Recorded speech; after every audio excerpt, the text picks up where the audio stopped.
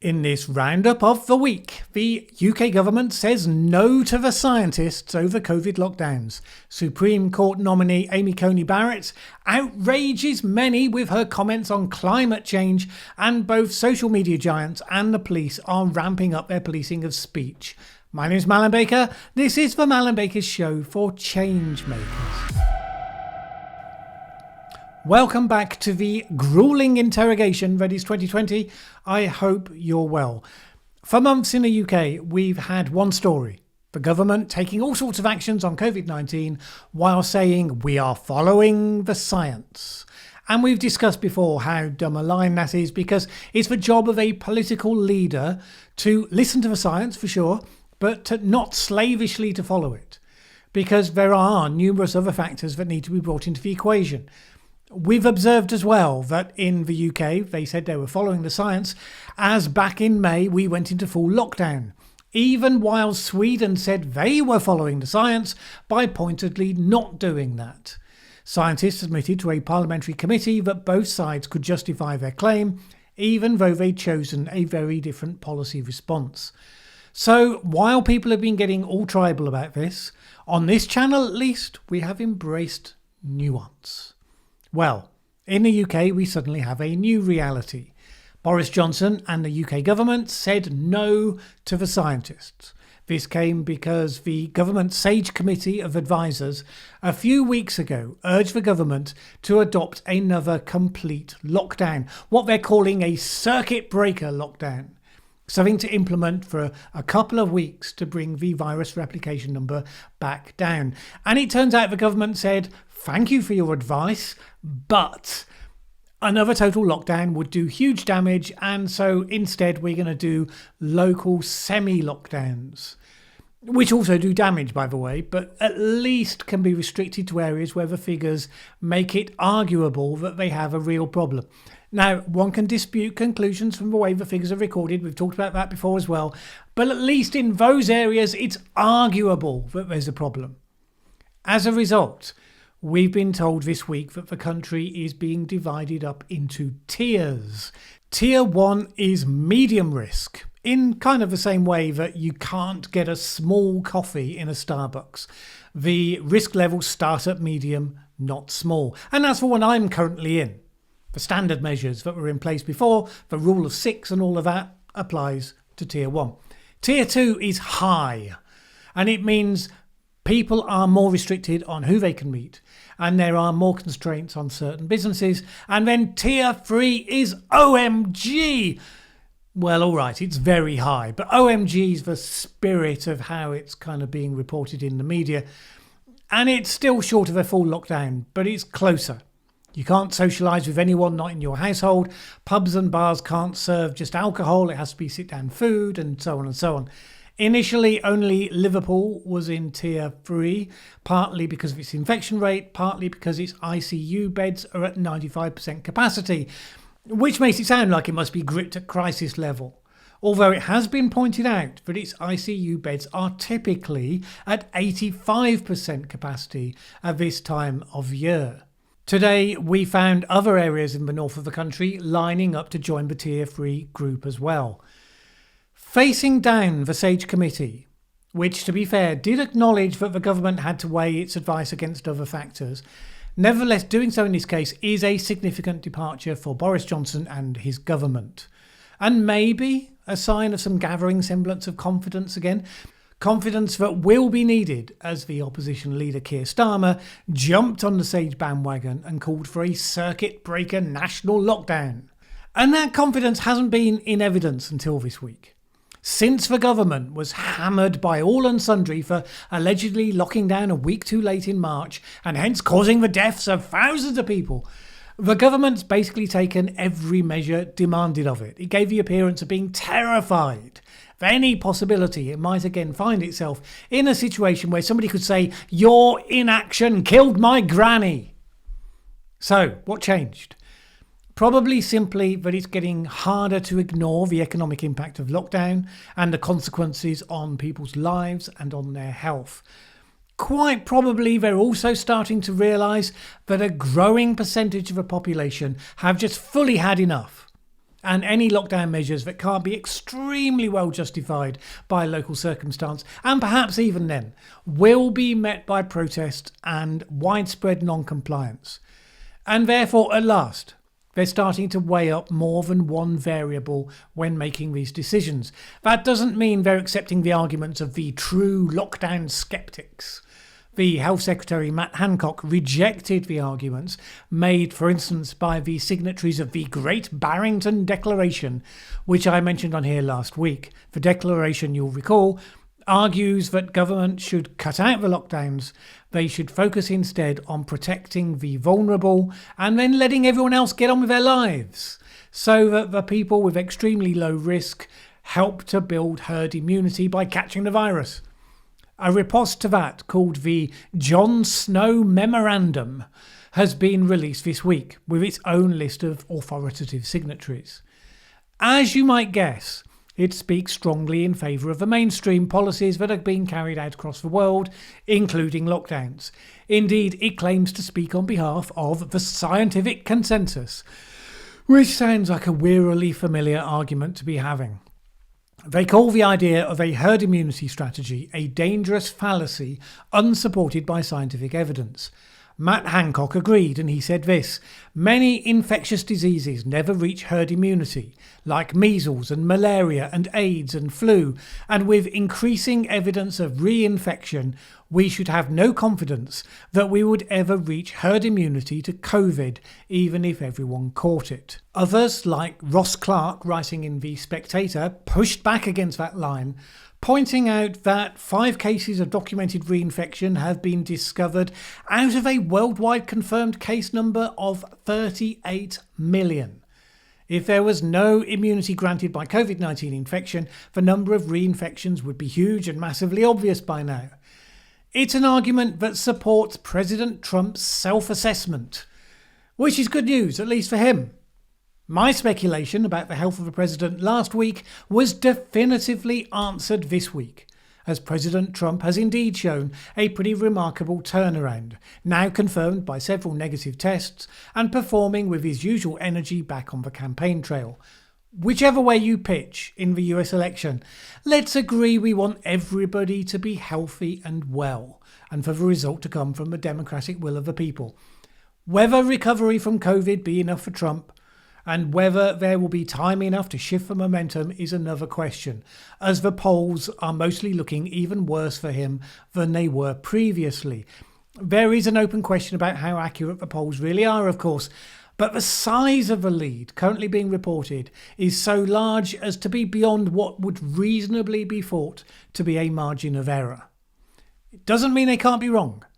And the knowledge of that permeates how I hear the media discussing the election, because they mostly got it wrong in 2016. They're being very cautious second time around. If President Trump does lose the coming election, then one of his last significant acts that he will have taken in office will be the filling of the Supreme Court place vacated by the death of Ruth Bader Ginsburg. This week has seen Trump's nominee for the position, Amy Coney Barrett, testifying to the Senate Judiciary Committee over 2 grueling days of her Supreme Court confirmation hearing. In the course of that, Kamala Harris pushed for her views on climate change, and her answer to that led to meltdowns all over the media and on Twitter. And we'll come to that in just a moment.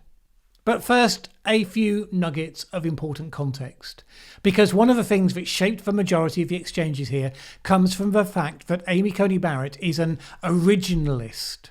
As you probably know, the Supreme Court is one of the 3 key planks of the US government, with the executive, the legislature, and then the judiciary. The role of the Supreme Court is to be the final court of appeal, and specifically to ensure that legislation is constitutional. In principle, that should not be a political role. Supreme Court justices are appointed for life, which is arguably appropriate for someone who uses long experience and judgment on questions of points of law. It's pretty horrible for any political role where legislation is made, not just interpreted, which used to be how it would work, to the sufficient extent that the appointment of new Supreme Court justices was relatively uncontentious, often voted through unanimously. However, as modern society has moved further and further away from the one that saw the drafting of the Constitution, more and more issues emerge that could never have been anticipated by the founders. Some of those could be settled through legislation, others ended up being taken to be resolved at the Supreme Court, often because opponents would challenge legislation, arguing that it was unconstitutional. Roe v. Wade was obviously one of the most important judgments that ended up there, and it became seen increasingly that the court was taking an active role in de facto making law. That created a conservative backlash starting in the 1970s, as the parties were starting their drift towards becoming more polarised. Between 1978 and 1984, pro-life Democrats and pro-choice Republicans were purged from their parties, as it became one of the defining issues between them. Before that time, it wasn't even a partisan issue. And then the question of gun ownership, which also hadn't been a partisan issue before that time. And it became so based on a reinterpretation of the Second Amendment, which was based on a slightly dubious claim that scholarship had unveiled the founders' true intent, which happened to match the National Rifle Association's newly adopted political mission at the time. And that's where originalism started. It was a response to the Supreme Court's increasingly liberal policy decisions on things like contraception and abortion, the determination that the court should be firmly rooted in the letter of the Constitution, and anything more should be handled by the actual legislative branch, not by the judiciary. Logically, that position's a lot more in tune with the structure of the government. Because, as I said, if justices are appointed for life, they should not be political activists making laws, because you need people like that to be regularly accountable.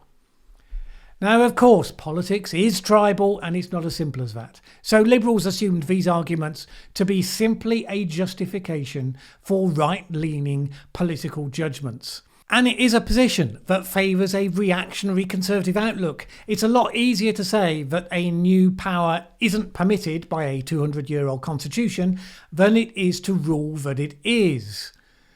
And this has come to matter a lot, because the defining issues between left and right in America are ones where each side is deeply fearful of losing something they hold to be crucially important. Liberals are certain that conservatives will abolish Roe v. Wade, and hence abortion if they can, although technically it would devolve to decision at state level rather than abolishing it. Never mind. On the other hand, Conservatives are certain that the Liberals will come for their guns if they get the chance, and this will be the prelude to removing freedoms once people can no longer fight back. Most countries where people feel ownership of their own government, however much they might be annoyed by them or whatever, they find it hard to comprehend the sense of real alienation from the federal government that many of those on the libertarian right really feel. Anyway, and so the battle intensified around the balance of left versus right judges on the court, and hence the significance of the originalism line. That came to a head back when Ronald Reagan nominated Robert Bork to the court. Bork had an extremely narrow view of constitutional interpretation. No fundamental rights existed outside of those specifically listed in the Constitution. That was a step too far for the other side, and the bipartisanship on court appointments ended there, with a campaign launched against him, which led ultimately to Bork being refused approval. Well, now we have Amy Coney Barrett being grilled by hostile Democrats for 2 days, and she mostly held up pretty well by keeping her cool in the face of the inevitable political grandstanding on these occasions, and batting away invitations to express an opinion on issues. This is her line. It's not the place of a Supreme Court judge to allow their personal preference on contentious issues to shape their decisions. They have to go by the law. The cases have to be decided on their merit, she said. So time after time, she refused to be drawn on what she thought about abortion and a host of other issues, and one of those issues was climate change. Democrats are mindful, no doubt, that should Biden and Harris be elected, they will be adopting a number of policies on climate change. Some of those policies may well be challenged and therefore end up at the Supreme Court. This is what the exchange... Do you accept that COVID-19 is infectious? I think, yes, I do accept that COVID-19 is infectious. That's something of which I feel like, we could say you take judicial notice of. It's an obvious fact, yes. Do you accept that smoking causes cancer? I'm not sure exactly where you're going with this, but the notice that It's smoking just a causes. question. The question is what it is. You can answer it if you believe yes or no. Senator Harris, yes, every package of cigarettes warns that smoking causes cancer. And do you believe that climate change is happening and is threatening the air we breathe and the water we drink? Senator, again, I was wondering where you were going with that. You have asked me a series of questions that are completely uncontroversial, like whether COVID-19 is infectious, whether smoking causes cancer, and then trying to analogize that to eliciting an opinion on me that is a very contentious matter, opinion from me that is on a very contentious matter of public debate. And I will not do that. I will not express a view on a matter of public policy, especially one that is politically controversial, because that's inconsistent with the judicial role, as I have explained. Thank you. This sent Democrats, environmentalists, and Democrats supporting climate scientists into something of a meltdown. How dare she dismiss this as a contentious issue she'd rather not comment on? This is science. SCIENCE, science. Leah Stokes went straight for the D word. We don't need a climate denier on the Supreme Court. Meteorologist Eric Holthouse said this: quite simply, if you're neutral on climate change, you're complicit in the collapse of the planetary ecosystem upon which the survival of every living thing depends. He also kicked back against the idea of originalists by pointing out that the Constitution was written before the person who discovered the greenhouse effect was even born. Others attacked her for saying that she didn't have strong views on climate change because she's not a scientist. Campaigner Bill McKibben offered one of countless variations on the same theme. Not being an astronomer, I can't really offer an opinion on whether a giant asteroid crashing into the planet would be desirable. It's a bit of a rubbish analogy, because technically it's not about whether it would be good if it happened, but about whether there's evidence it's imminently about to happen. But, that's kind of a by the by. I just get distracted by such details.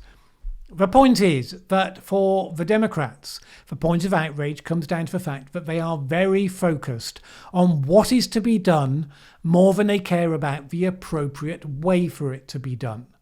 So Holthouse rejected her position that her views on global warming or climate change are not relevant to the job. He pointed out that when confirmed, because it's pretty much guaranteed that she will be confirmed, she will likely rule on whether or not to uphold Massachusetts versus EPA, a 2007 Supreme Court decision that gives the federal government the right to regulate the greenhouse gas emissions from motor vehicles. But this is exactly her point. And regardless of whether you think greenhouse gas emissions should be regulated, it's a good point. Her point is that your opinion on climate change is not material. The Supreme Court's job is only to rule whether it's constitutionally able to do so, not whether it's desirable that they should. If it is desirable, but it's not constitutional, then you have to find another way. And this is part of why we're talking about this, because finding another way is kind of how we got here in the first place. There was an element in Massachusetts versus EPA where the justices had to consider whether or not carbon dioxide counted as a pollutant under the definition of the Clean Air Act. This was an example of states seeking to force the Environmental Protection Agency to do something it didn't actually want to do at that point, by bolting climate change onto the Clean Air Act, which wasn't originally drafted for that purpose. Really, this is a symptom of the messy compromises that come from the constant gridlock in the US government. Because the best answer here is to frame new legislation, purpose-built to achieve what you want it to achieve. Have it debated, have it passed democratically. But for most of the time, the legislature is polarised and impotent. So people end up trying to squeeze square pegs into round holes in order to get around it. When you have such a fear on both sides as to what might happen if the other side get control of both houses and the executive, and you have a system that therefore makes it so hard for that to happen, it's not surprising that people try to get things done however they can, including in ways that are really not healthy from a small d democratic point of view. Sooner or later, the two sides have to learn to stop demonising each other and refine the centre ground. Now, it's easy to say, I know, and it's hard to do in practice, as, for instance, the sensible modern interpretation of a 2-century-old constitution. From what I saw of Amy Coney Barrett, I think she'll make a good Supreme Court judge.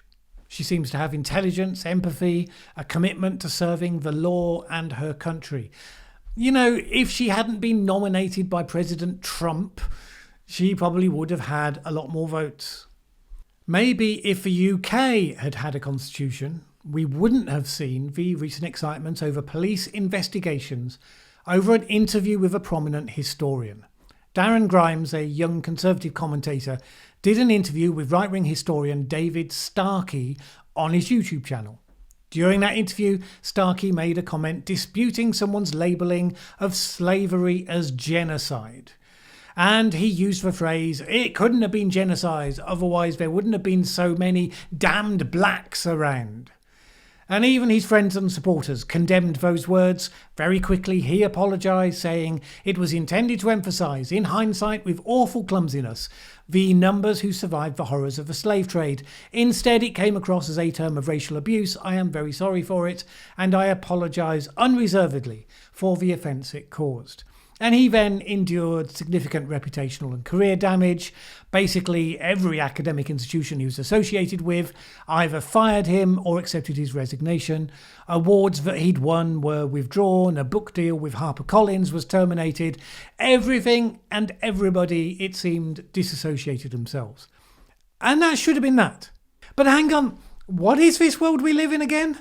Because the news came out that both Starkey and his interviewer were being investigated by the Metropolitan Police on the grounds that an incitement to racial hatred might have taken place under the Public Order Act 1986.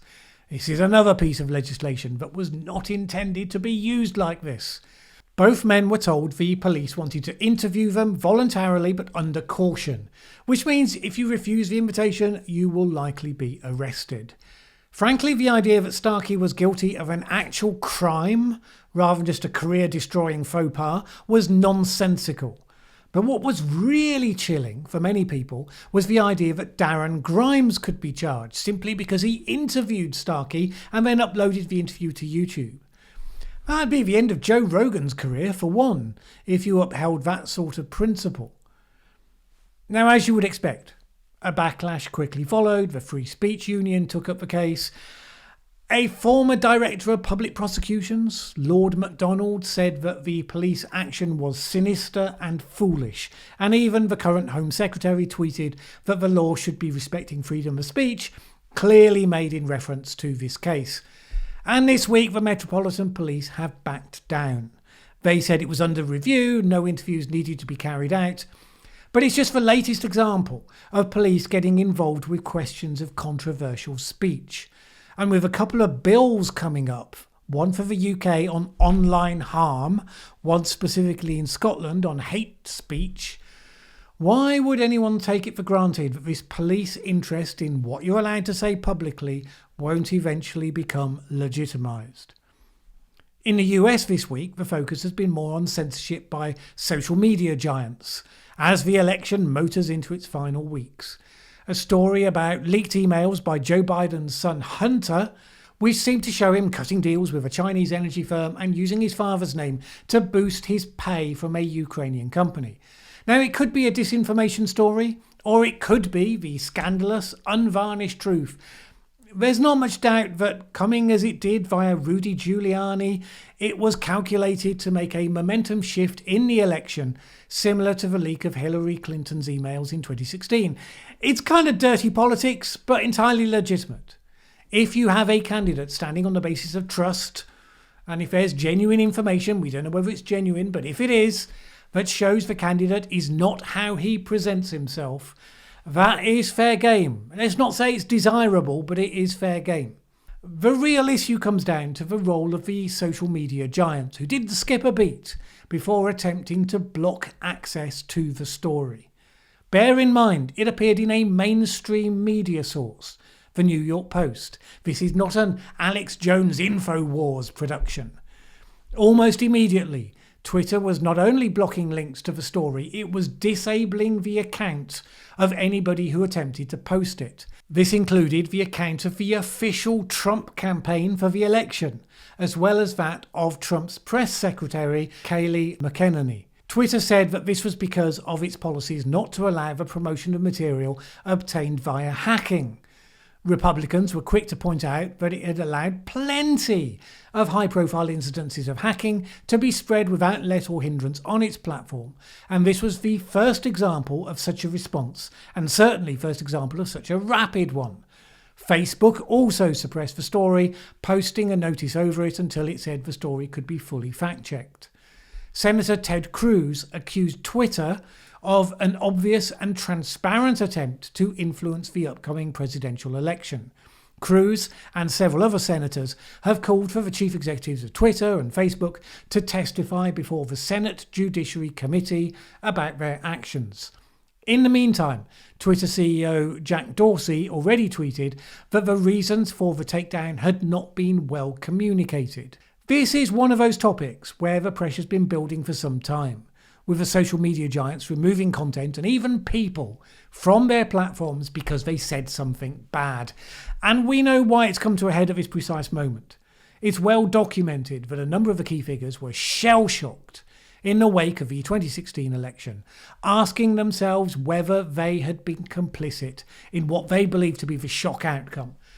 We now seem to be seeing that they have determined not to let that happen again this time.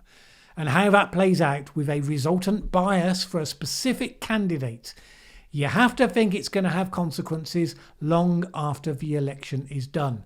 Meanwhile, YouTube, which hasn't been a feature of the New York Post controversy, has nevertheless become the latest to initiate a crackdown on channels and videos supporting the QAnon conspiracy theory. Their justification is that they aim to ban material relating to conspiracy theories that have been used to justify violence. Which is a weird thing, because, Christianity and Islam and all sorts of things have been used by some people to justify violence. So once again, you're left with the conclusion that these things happen pretty much according to fashion. It's a timely reminder that all of us who seek to provide a service of some sort via these platforms is vulnerable to their whims, whether it comes in the form of demonetization all the way to outright banning, which is why I'm especially grateful to the wonderful people who support this channel on Patreon. What I do here aims to be non-ideological and fact-focused. I look for the real information. I don't go chasing conspiracy theories and nonsense. But I also told myself from day one that I wouldn't censor myself from tackling any issues and going where that evidence and data takes us, regardless of who might be offended. That approach is only possible thanks to your support. If you want to join those that already give that support, please head on over to patreon.com/Mallen Baker. It's always hugely appreciated. Either way, I hope you have a great week. My name's Mallen Baker. This is the Mallen Baker Show.